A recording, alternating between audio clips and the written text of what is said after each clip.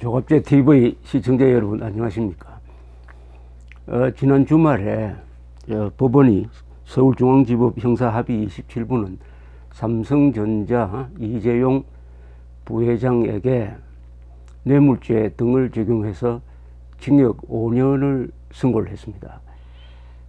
최순실 씨 측과 이 동계스포츠재단에 88억 원을 준 혐의를 인정을 했습니다. 이게 뇌물이라고 인정을 했습니다. 다만 삼성이 미르 K스포츠 재단에 출연한 204억 원은 이것은 죄가 되지 않는다. 정경련이 결정한 것에 수동적으로 응한 것일 뿐이다. 이렇게 판단을 했습니다. 그런데 그러면은 뇌물을 주었다면 구체적으로 뭘 청탁하는 게 있어야 될 거 아니냐. 이 청탁 부분에 대해서 이 판결이 좀 애매합니다. 두 사람 사이에 이심전심으로 묵시적 부정청탁을 했다고 인정한다. 이 묵시적 부정청탁, 이심전심으로 막 포괄적으로 경영권 승계를 좀 도와준다는 것을 바라면서 뇌물을 주었다. 이렇게 뇌물을 주면서 뭘 해달라고 구체적으로 부탁을 하지 않았다. 다만 이렇게 뇌물을 주면은 박근혜 정부가 경영권 승계 등을 도와줄 것이다 라고 다소 막연하게 판단했다. 기대했다. 그래서 뇌물죄를 적용한다. 약간 이 추정을 근거로 해서 상상을 근거로 해서 5년을 선고한 것 같은 인상을 줍니다. 그래서 요새 며칠 사이에 관심법이라는 말이 유행입니다. 다른 사람의 마음을 들여다보는 그래서 이것은 틀림없이 부정청탁이 있었다고 확신할 만한 그런 초능력을 이 판사가 가졌느냐, 이 재판부가 가졌느냐, 뭐 이런 이야기죠. 오늘 조선일보가 이렇게 지적을 했습니다. 마음속 청탁이라는 판단 기준이라면 미르 K스포츠 재단에 돈을 낸 기업 모두가 뇌물죄에 해당될 수 있다. 다른 기업 모두 현안이 있었는데 이 경우엔 대통령에게 바라는 마음을 품었다고 보지 않는 이유는 뭔가? 이 부회장에 대해 이 부분만 뇌물에서 제외한 것은 법리 때문이 아니라 다른 기업 전체를 뇌물죄로 모는 데 대한 부담 때문이 아닌가. 뭐 이런 이야기를 했습니다. 이게 삼성전자 측 이재용 부회장 측에서는 돈을 준 것은 박근혜 대통령이 2015년 여름에 이재용 부회장과 단독으로 만났을 때 왜 승마협회 지원을 지지부진하느냐고 질책을 하니까 할 수 없이 지원을 했다. 그러니까 강요에 의한 지원이다. 이렇게 주장을 해왔습니다. 그리고 경영권 승계 부분은 이미 그 전에 삼성물산과 제일모직 합병은 박근혜 대통령하고 직접 1대1로 만나기 전에 이루어진 것이니까 청탁도 하지 않았고 청탁으로 인한 정보의 도움이 없었다. 이렇게 무죄를 주장해 왔는데 판사는 다른 판단을 한 것이죠. 자, 그러면은 이 소식을 들었을 박근혜 전 대통령은 지금 어떤 심정일까? 이렇게 한번 생각을 해봅니다. 짐작은 갑니다. 왜냐하면은 이 박근혜 전 대통령, 최순실 이 두 사람을 일종의 경제 공동체로 묶어야 이 뇌물죄가 성립이 됩니다. 이 88억 원의 돈의 혜택을 받은 사람은 박근혜 대통령이 아닙니다. 최순실 씨입니다.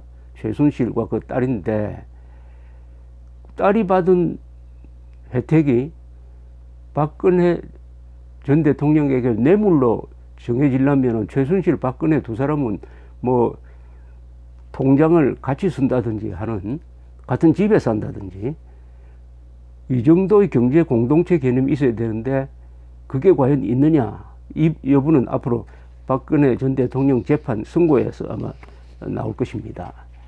근데 지난 2월 28일에 특검이 이 박근혜 정부의 최순실 등 민간인에 의한 국정농단 의혹 사건 규명을 위한 특별검사가 서울중앙지법 법원에 최순실에 대한 공소장을 제출했는데, 기소장이죠. 여기에 이번 판결과 연결되는 어떤 관점이 하나 들어있습니다. 그 중에서 중요한 부분을 제가 한번 읽어보겠습니다. 자세히 한번 들어보십시오. 이게 무슨 뜻인지. 대통령은 이 기소장입니다. 공소장입니다. 그 전부터 대통령 비서실 수석 비서관들에게 이건희 회장이 급성 심근경색으로 쓰러진 이후 삼성그룹 경영권 승계 과정을 면밀히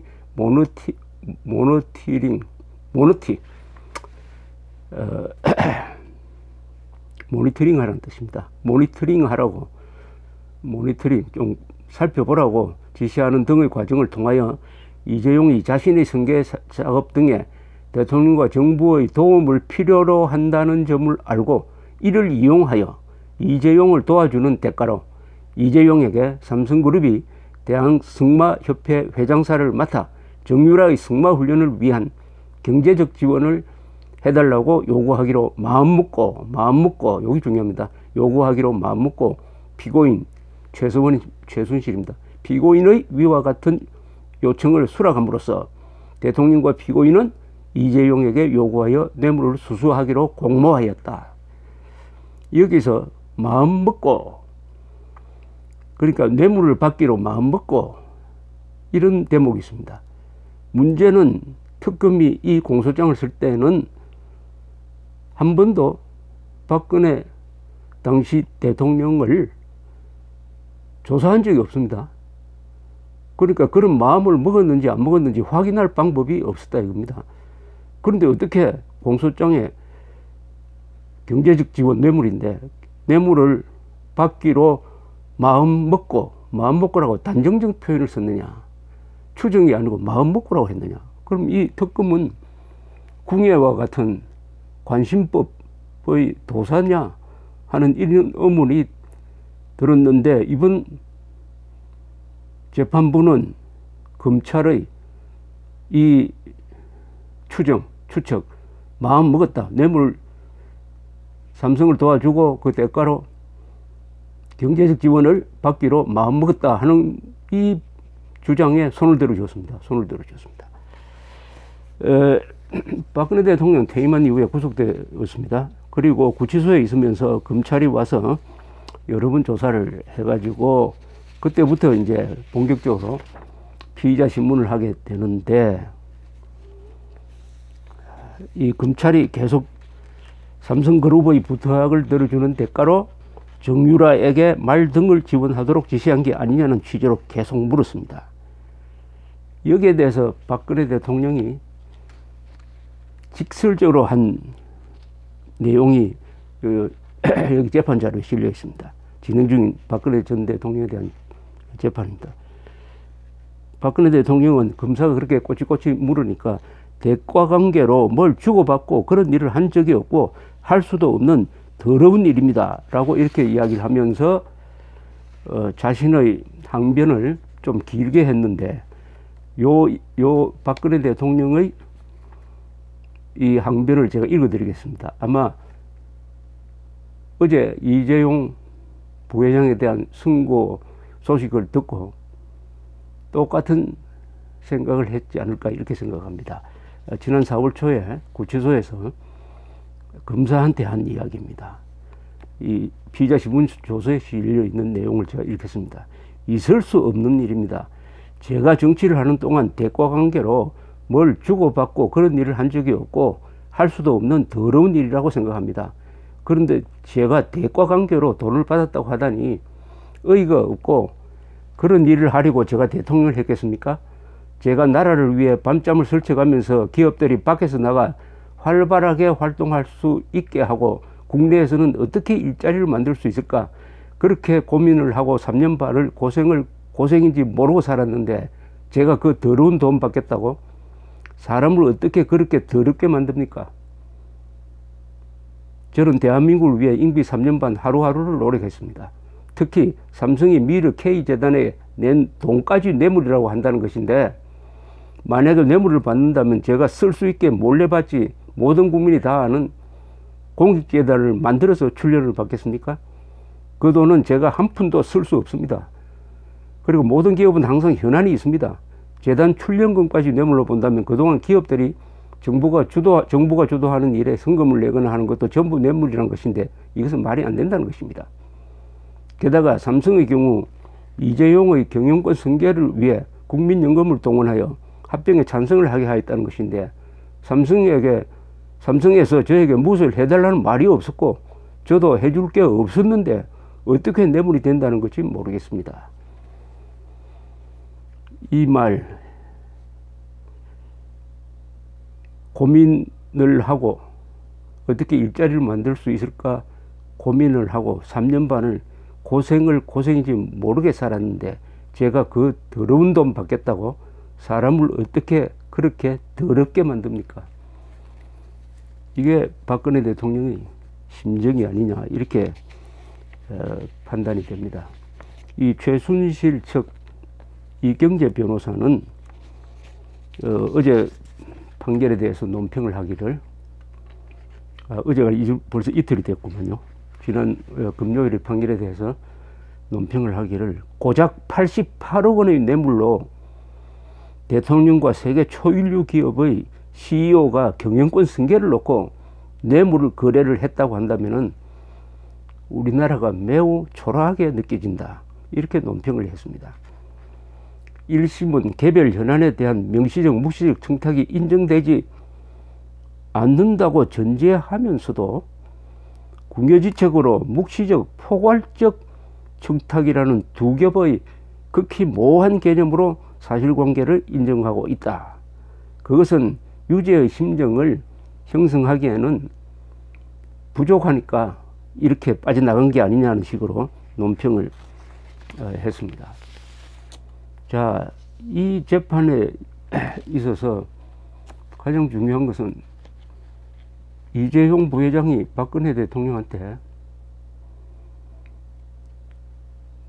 승마협회를 지원해가지고 최순실 그 딸이 도움을 받도록 해줄 테니까 뭘 해주세요 라고 구체적 청탁을 하나도 하지 않았답니다. 일체하지 않았다. 박근혜 대통령은 자신도 어떻게 그런 더러운 돈을 받겠느냐, 더러운 생각을 하겠느냐, 이렇게 양쪽이 딱 부정을 하고 있습니다. 양쪽이 서로 뇌물을 주고받으면서 청탁을 하고 청탁을 들어주겠다는 이야기가 요만큼도 나오지 않았다고 완강하게 부인하고 있습니다. 그럼에도 불구하고 재판부는 묵시적으로 뭐 일종의 이심전심으로 뜻이 통하지 않았겠느냐 이렇게 아주 추정을 했습니다. 추정. 그런데 만약 박근혜 대통령이 뇌물과는 아무 관계없이 좀 도와주라고 강요를 했다. 그 정도의 사실이 인정되면은 어떻게 되느냐? 박근혜 대통령한테는 강요죄가 적용되지만 이 부회장한테는 무죄가 됩니다. 강요에 따른 것이니까. 틀림없이 양쪽의 청탁이 묵식으로 있었다. 그 두 사람 마음속에 일어난 일을 확신한다면은 확신했기 때문에 지금 5년형이 나와서요. 그러니까 이것은 판사의 마음에 따라서 무죄도 되고 5년형도 살 수 있는 이런 아주 가변적인 것입니다. 이럴 때는 법리의 대원칙이 있습니다. 의심스러울 때는 피고인한테 유리하게 해석하는 겁니다. 피고인한테 유리하게 해석합니다. 유명한 말이 있지 않습니까? 한 사람의 억울한 죄인을 만들지 않기 위해서는 10명의 진짜 죄인을 놓쳐도 좋다. 이런 이야기가 있습니다. 그래서 앞으로 이게 큰 쟁점이 될 것 같습니다. 구체적 청탁이 없었는데 무엇이라고? 무슨 근거로 뇌물이라고? 뇌물죄, 그것도 5년 선고를 했느냐. 더구나 그 재판에 왜 박근혜 전 대통령을 증인으로 부르지 않았는지, 또 불렀는데 안 왔는지, 그렇다면 중요한 심리가 빠졌다는 것이죠. 그렇다면은 이렇게 판사도 자신이 없어 하는데, 판사도 그 판결문에서 확정을 제시하지 못했습니다. 5년 징역형을 살아야 할 만큼의 부정한 뇌물이라는 확정을 제시하지 못했습니다. 상당히 망설인 그렇다면은 이 부회장은 불구속 재판을 받아야 됩니다. 불구속 재판을 받아야 돼요. 그런데 풀어주지도 안 하고 오히려 이 부회장의 부하였던 미래전략실의 실장과 그 밑에 있는 두 사람을 또 법정 구속을 했습니다. 이것도 참 이상합니다. 만약 이 부회장의 지시로 이루어진 것이라면 두 사람은 그 지시를 이행한 것이 되고 하니까 이 부회장 구속으로 끝나야지, 왜 또 두 사람을 법정 구속까지 하느냐. 여기에 대해서 오늘 조선일보 사설은 좀 날카로운 지적을 하고 있습니다. 사설은 이렇게 이야기합니다. 최초 이 사건을 담당했던 검찰은 박 전 대통령의 강요에 의한 것으로 정리했었는데, 이것이 특검으로 넘어오면서 뇌물 사건으로 성격이 바뀌었다. 새 정권은 이 재판을 국정과제 제1호로 내세우고 유죄 판결을 이끌기 위해 총력을 기울였다. 박 전 대통령과 이 부회장 사이의 뇌물수수가 유죄로 인정돼야 새 정부의 도덕적 정당성이 더 강화된다고 판단했을 수 있다. 이를 위해 이 부회장을 희생양으로 이용한다는 지적도 나왔다. 이 사건은 사법부가 유형무형으로 쏟아지는 법정 밖 압력에 개의치 않고 법과 증거에만 입각해 판결을 내릴 수 있겠느냐는 측면에서도 관심을 끌었다. 국민 다수가 수긍할 수 있는 명쾌한 판결을 기대했지만 개운치 않은 뒷맛을 남겼다. 정치 외풍과 여론몰이 속에 진행된 재판의 판결 이유가 석연찮은 이심전심의 묵시적 청탁이다. 상급심의 판단을 주목한다.